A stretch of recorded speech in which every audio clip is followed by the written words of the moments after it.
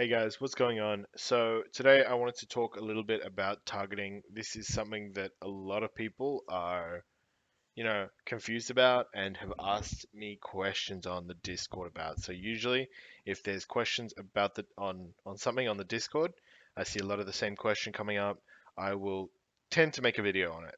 Something more that just explains it so it covers it for not only the people asking or not only the people on the Discord, but generally everybody around who's watching these videos who might not have time to jump on the Discord and ask questions, or is just lurking and finds this later.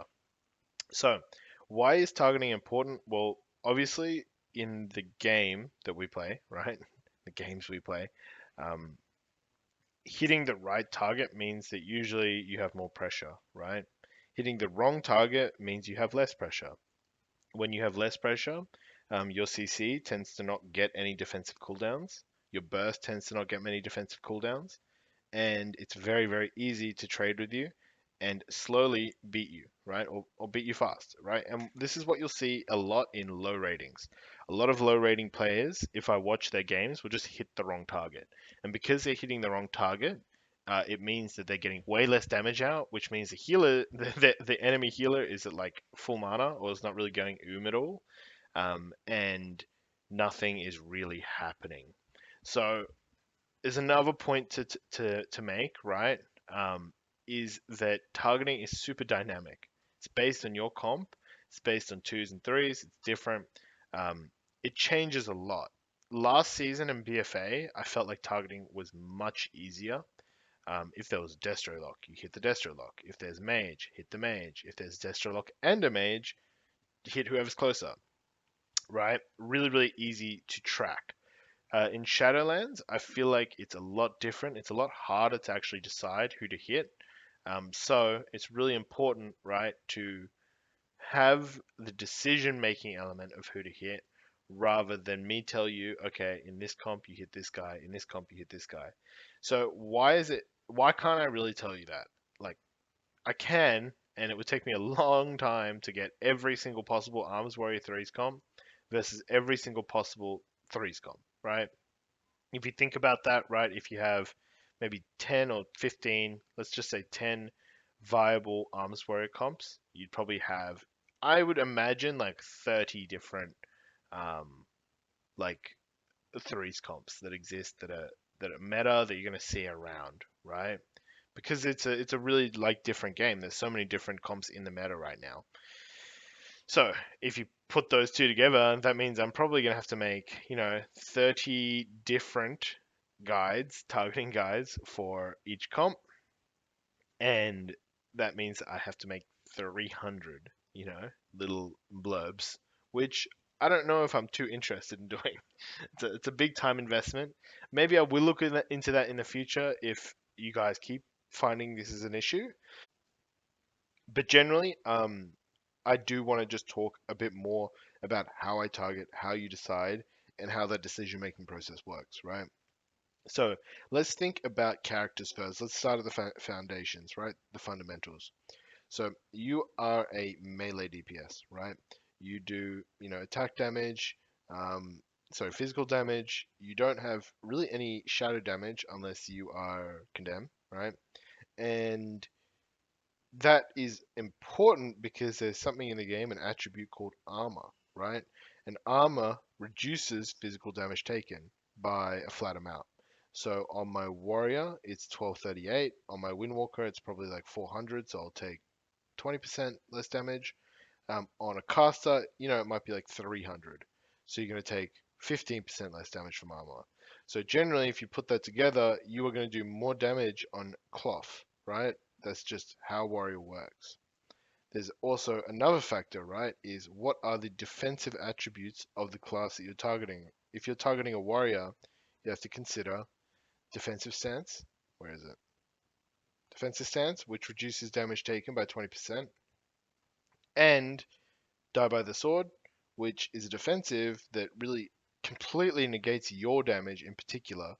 If you die by the sword against a caster, that's why casters are more inclined to focus warriors, because casters don't have to think about the armor. They really only have to think about defensive stance.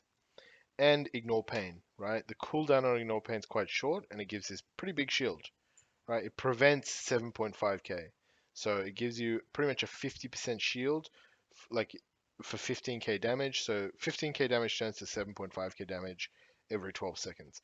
Pretty nutty.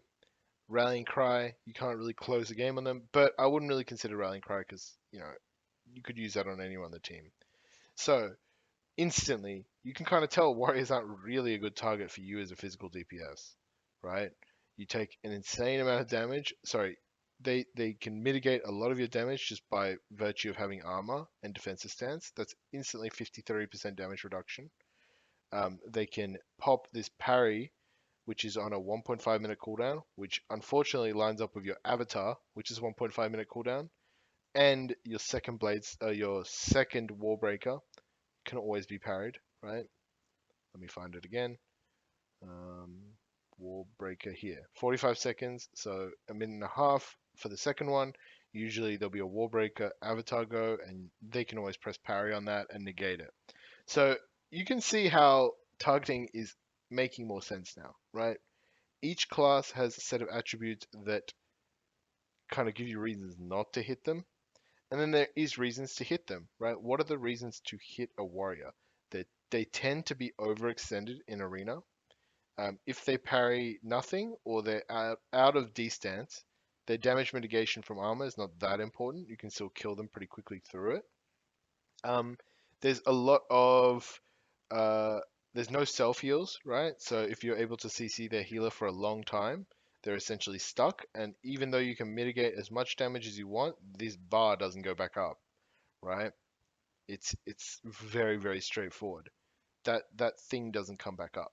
So if you are a setup comp, you might hit warriors a lot more. When I play warrior mage paladin, we've killed warriors heaps of times. You hodge the warrior, you poly the healer, and then by the time the warrior's out of the hodge, you have a second poly into a fear, and the warrior might be mitigating and distance, and it might take longer to kill him. But you're not trying to kill the warrior in 5 seconds. You're killing the warrior over 20 seconds. He's taking 30% in chip damage from the mage and the paladin, and you're coming in just to finish that off. So targeting is something that is super dynamic, right? Let me give you another example. If you're playing Thundercleave, right, and you're versing Mage, Lock, HPAL, let's say you'd normally go the Mage. Just imagine Triune what doesn't exist, right? Because and the Mage actually takes damage. Um, so you have an Ellie Shaman, right? And you have to think about the Ellie Shaman's kit.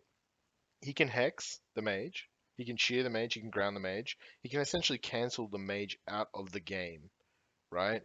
So you probably would just hit the warlock and the shaman would hex the mage. So if there's a target that's easily CCable and pretty much permanently taken out of the game because hex isn't dispellable by any of that team, you should probably go for the other target, right? Because that way you can put kicks into that target and stun him. Like you can stun the warlock, you can kick him, you can control him, and the mage is getting controlled at the same time. So neither of them can really get any pressure outside of these windows.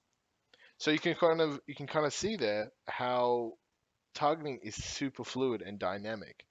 And the only thing I can really offer you is general rules and general ideas, right, on how to find your target in twos and threes, right? I could give you a list of the ones to hit, but it wouldn't really be efficient for my time, and it wouldn't be a good way for you to learn the game too, because this is part of learning the game. So, what are my general fundamentals when I'm in an arena and I'm deciding a target, right? One is how squishy they are. If something is very squishy and takes a lot of damage from me, I will tend to hit them more, right? So let's say Shadow Priests. I love hitting Shadow Priests. They're very squishy. They don't really have any easy mitigation. And outside of that Fade, which is on a 45-second cooldown, and Disperse, which is I think on a 1.5 or 2 minute cooldown, they don't have a really easy way to get away from me either and mitigate that damage. More so, they're casting Vampiric Touches non-stop, and they're casting all this other stuff, and if I kick those, they can die because they won't be able to disperse. And even if I'm not kicking those, they have to fake and slow down their damage a lot if I'm on them, which is why I tend to go Shadow Priest a lot. the other factor I consider is how important it is for me to be controlling that target.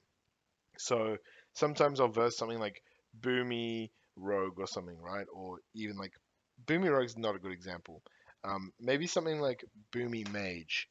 And the mage would probably take more damage and be easier to control, but the sorry, the Boomy is going to be spamming Cyclone, and my mage can't stop those Cyclones as easy as he can stop the polys, right? Because we can poly the mage, but we can't poly a Boomkin, right?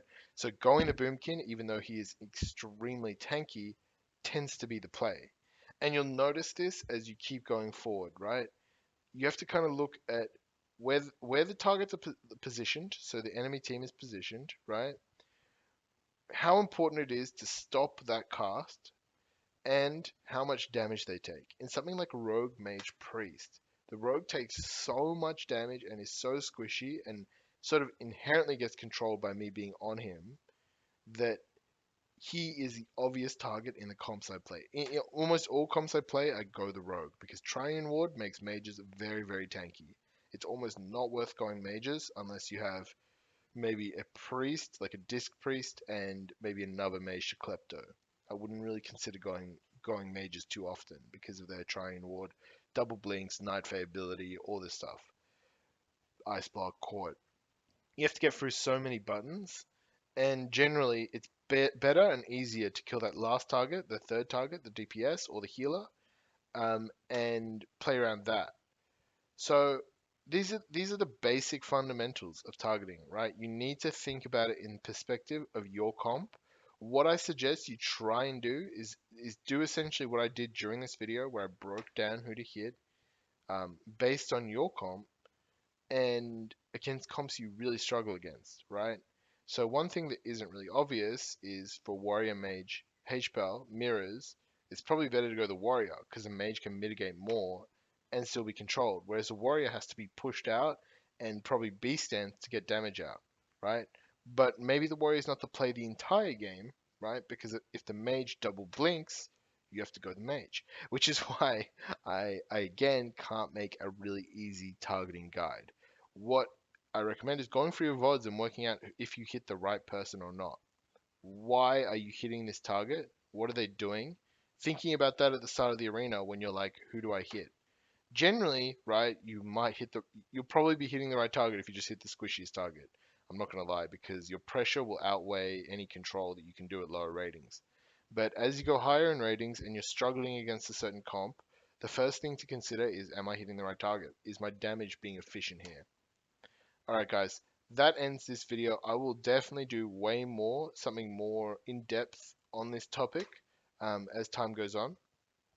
It's a really interesting and complex one. It's probably one of the hardest things in the game to do consistently, and it requires an immense amount of game knowledge.